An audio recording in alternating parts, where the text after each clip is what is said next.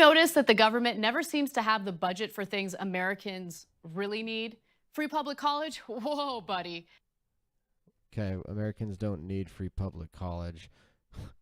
Going to college has been proven to be a bad decision for a lot of people. She starts off with one of the most incorrect things about our culture, and one of the things that is so just horrible, which is everybody should go to college, the government should pay for it. It's this unmitigated, just good, positive thing.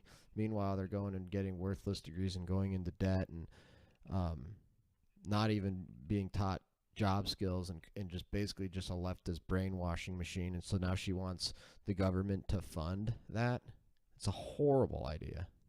That would really increase the deficit. Universal health care? Nah, too expensive. Also, universal health care, one of the systems around the world that's utterly failing in almost every country it's tried, where the people hate the healthcare, where there's massive waiting lines, where it's actually immoral to force one person to pay for another person's healthcare, given the fact that your health situation is largely a result of personal choices. And so just a horrible, disgusting idea. Expensive. In fact, every time a progressive candidate like Alexandria Ocasio-Cortez brings up Medicare for all we ever hear from opponents are disingenuous questions like, what about the deficit and how would we pay for that? Literally the most important question. I honestly, she kind of has a little bit of a point here, because there are so many different ways to attack that idea and to show how stupid it is. It just so happens that how do you pay for it is, let's see, one of the most important, and number two, one of the easiest ways to show that it's a dead-on arrival bill or idea. It's so absurd. And then Ocasio-Cortez and anybody else absolutely has no way of explaining it other than to say, well, other countries do it. I love this. Let's change the thing about America that makes America exceptional to other countries. Let's just make America just like every other country. That's a great idea. Oh yeah, hey, other countries do it. That means America should do it. Ever thought about thinking for yourself, doing the right thing regardless of how many other countries do it? But they also tend to be the very people who have no problem spending a fortune in taxpayer money to make their donors happy. So let's explore these politicians' scamazon wish lists to really understand the priorities of our elected officials. In fact, let's start with Republican Representative Greg Walden from Oregon. Walden isn't a fan of universal health care. It might be because he's literally the #1 recipient of campaign donations from the private healthcare industry. No, I'm not kidding. He seriously is. According to OpenSecrets.org, he's already received $407,200 from Big Pharma and health insurers in 2018 alone. And as a result, he's a pro at pretending like he's concerned about how we'd pay for a single-payer healthcare system. Energy behind it, led by people like Bernie Sanders and others. That I just find they received X amount of donations or Y amount of donations. It's like, look, the Republicans have a lot of good ideas about why we shouldn't, ruin America's medical sector, and then therefore industries in that sector donate to Republicans because Republicans don't want to have a government takeover of that sector and destroy the sector and ruin their business. It's not anything more sinister than that.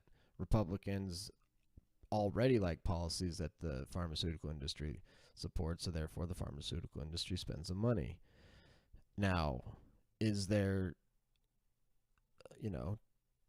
something to the idea that if you get money from a industry and you then vote against a bill because that industry is giving you money, is there something? Yeah, and that's called quid pro quo corruption, and it's illegal.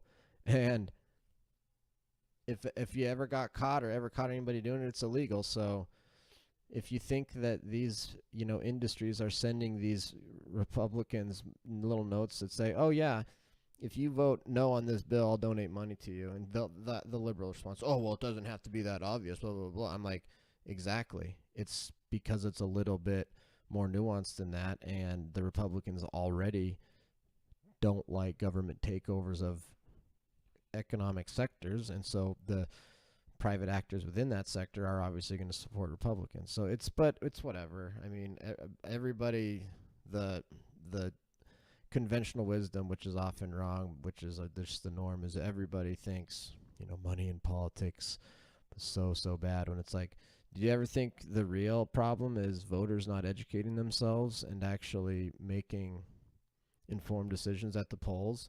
And did you ever think about the media, reporting on the money that these people are getting donated to them, and by who, and how the votes impact that, and that voters ever make a decision on the poll? Did you ever think that the real issue is that voters aren't holding the politicians accountable? No, it's just the money. It's such a shallow sort of thought. There are a lot of folks who just soon have the government take care of this, whoever the government is. But by the way, our other health care programs are suffering, and funding them is a problem, and. Yeah, funding them is a problem because Republicans keep using tax revenue on nonsense. And I'll give you some examples. Now, Walden is so against the government having any control over health care that he was one of the most outspoken critics of the Affordable Care Act before it was even passed back in 2009. I love it. The other way is they always attack people personally. It's like she can't address him on the substance. She just says, "Oh, you know what? You take money from them. You're corrupt. Your ideas are immediately shouldn't even be discussed on the merits because you took money from pharmaceuticals and you've always been against it. You're just corrupt and you're a horrible person and you're probably a racist, bigot, homophobe too." And it's like, as opposed to, it's the same way when liberals, or when conservatives say something very sort of conservative and something that they thought of themselves that really shows some independent thinking and critical thinking. Liberals always just respond, "Oh, no, like what do you just watch Fox News all the time?" It's something liberals do when they don't want to discuss the merits of any of this. And so now she's going to tell us what the government is spending money on when it should be spending it on healthcare for everybody, Medicare for everybody. This bill that Nancy Pelosi's putting forward to take over health care kills jobs, hurts small business, and hurts this country. So what's on Walden's Scamazon wish list? $20 billion in fossil fuel subsidies, which is what researchers at Oil Change International estimate the federal government spends each year. Representative Walden doesn't think the federal government can afford universal health care, but he constantly votes against getting rid of the government subsidies for the fossil fuel industry. Again, a boogeyman of the left, which is mostly based in misinformation. So every business gets a tax write-off for, let's say, purchasing trucks, and so then they take, how many business tax write-offs the oil industry got for writing off money they spend on trucks, and they add that to the number and say, "Oh, look at all these subsidies to the oil industry." And it's like, well, that's just that's just how the tax code works, and that's just the portion that the oil industry is using. It's not like it's not like the federal government is just giving money directly to oil companies. And it's just a boogeyman of the left. It requires no thought. Oh, he'll give money to oil companies, but he won't spend on healthcare, to try to set up that's the choice. Should we either give money to rich billionaire oil companies or give money to the poor? That's literally how they set this up. And when you look at it that way, there's only one conclusion.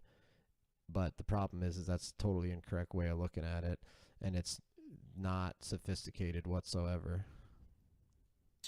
I guess when you're receiving $238,400 in campaign donations back from the oil industry and gas companies in 2008 alone, money talks.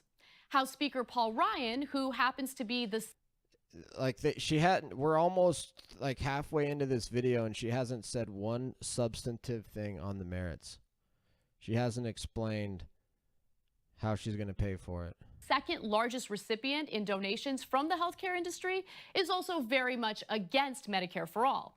In fact, he's been trying to cut funding from the Medicare program that we have now. Paul Ryan wants to go after reductions in Medicare, Medicaid. He's also in the past supported partial privatization and higher retirement age for Social Security. While Paul Ryan thinks it's a good idea to cut funding for Medicare, which provides health care to the elderly and disabled, he has no problem fulfilling orders in his Scamazon wish list, which of course includes tax cuts for the wealthy. Ryan accomplished his This is too stupid. I can't believe anybody would watch this. It's just the same, like, shallow stuff day in